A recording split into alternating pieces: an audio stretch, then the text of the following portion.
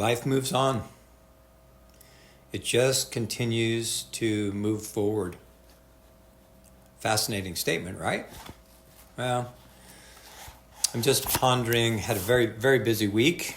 It's Tuesday, but for where I'm at in my career, being semi-retired, I've seen about 10 clients in the last 2 days. That's enough. Hour after hour of therapy. Oh man, I love my clients. I love working with them.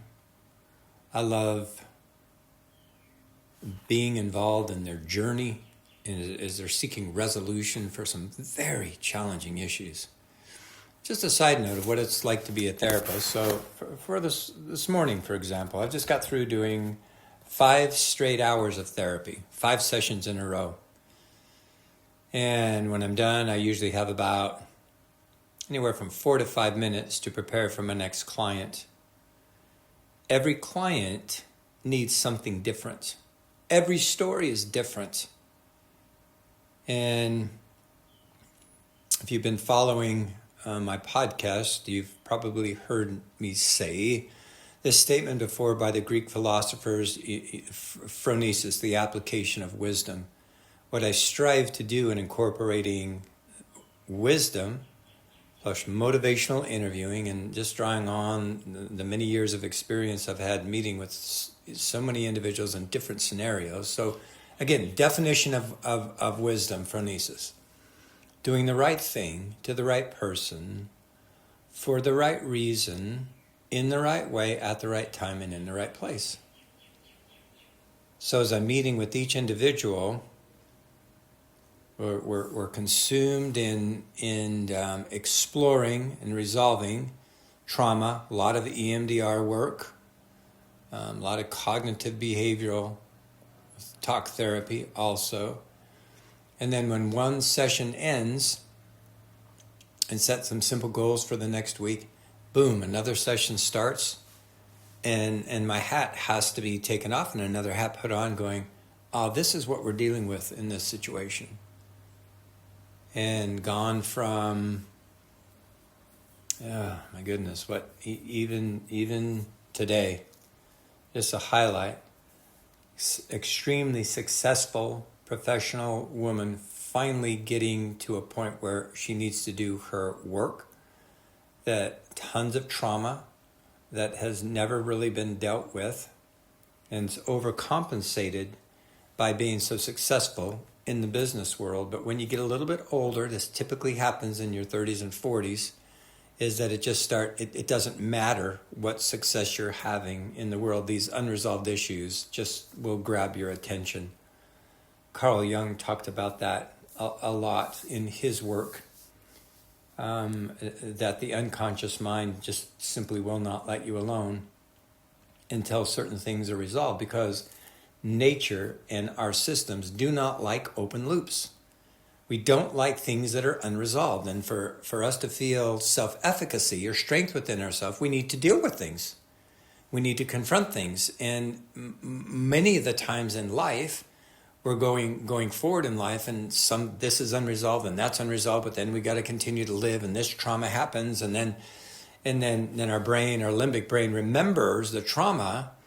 And then you've heard the phrase perhaps before, once bitten, twice shy. So it's like, oh, I'm not going to trust anymore. I'm never going to date again. I'm not going to do this again. And it's so fascinating that some of this basic information that I think is basic, people have never heard of before. For example, the ACE study, ACE stands for Adverse Childhood Experiences. If you Google it, it's a profound study. One of the most profound studies that's ever been done. Center of Disease Control and Kaiser Permanente Hospital collaborated on looking at what happens to us in the first 18 years of life, that the impact of negative experiences like trauma, sexual abuse, drug addiction, family members in prison, parents divorced, or unemotional connection with parents, and so forth. And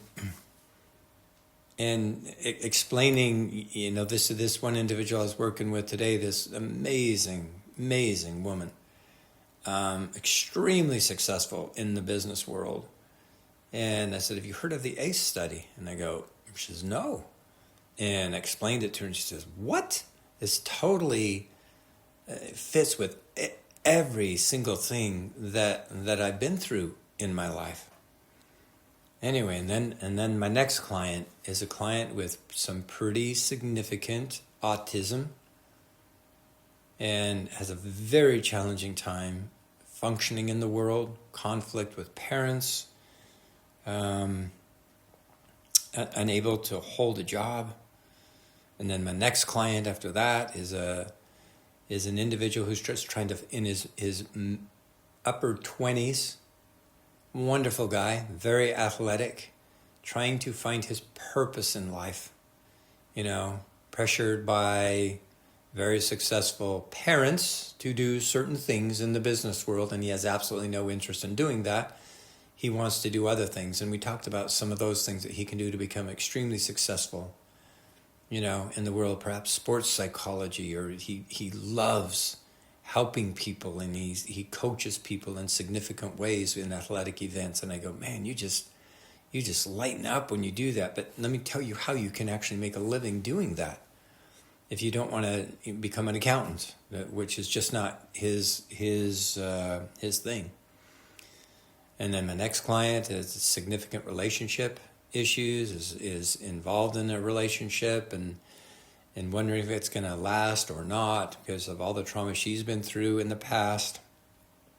And then, my final client today is like, it's the stuff you read about on the dark web. Not that I ever have. I've heard of the dark web. I'm not interested in reading it. But she's been trafficked throughout her life. And she was just describing some of her experiences. And she says, I'm not really into talk therapy. I've done a lot of this stuff before, but I'm really interested in EMDR.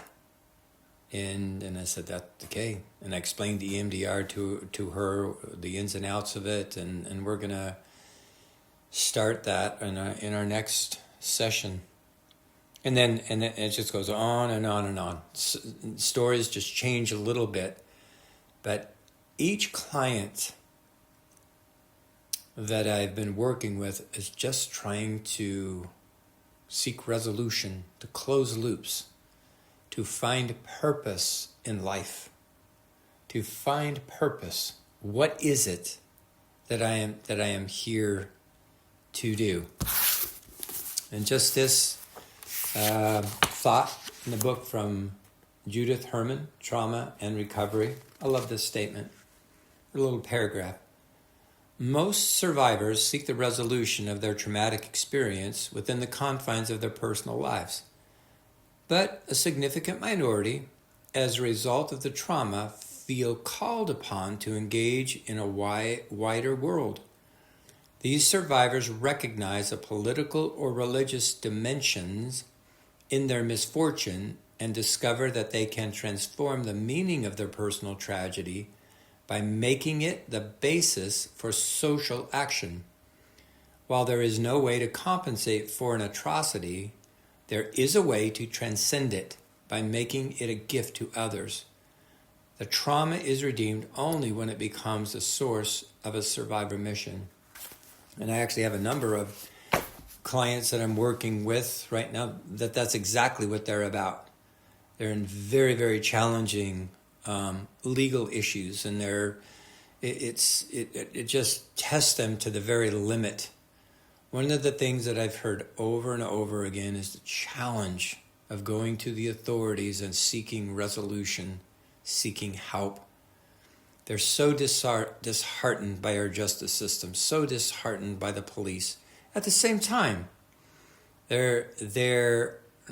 one individual that I talked to today says, but in the midst of all that, there are a few officers that I will never forget. They're the good guys, but they're few and far between. As a matter of fact, with this one young lady was telling about all the time she was trafficked and what she was in another state, and she said she couldn't go to the police because one of the police officers was involved in it. So can you imagine that? Anyway, just mind-boggling to me. Mind-boggling. You go for help, and the very place you go for help, you can't trust that. Man, we just got to keep working on correcting that. We have to face the reality that there just is evil in the world. There is. It's not going to stop, but we cannot allow that to make us stop trying to make things right. It's very, very challenging, and I'm so amazed by so many individuals that have so much courage. They're willing to put everything on the line to try to seek justice, to close loops so that they can heal psychologically. There is something to that process. Now, not everyone needs to be public about it, and everyone finds their own way. That's what I mean. Each person needs something different. And just, again, following up on a previous podcast, I would encourage you to spend more time slowing down, really being present with those individuals you are with. It's a sacred interaction. And I think there are some, I don't have time to bring it up today in this podcast, but read some things, heard some things recently about those synchronistic events, things happening at a specific time that has tremendous meaning behind it. And I think those things are happening more frequently than we realize, but we're so distracted, so dissociated from what's going on right in front of us that we may miss golden opportunities that can transform our life in a particular direction if we just slow down and open up to what is right in front of us. Anyway, just ponder those things. Have an amazing week.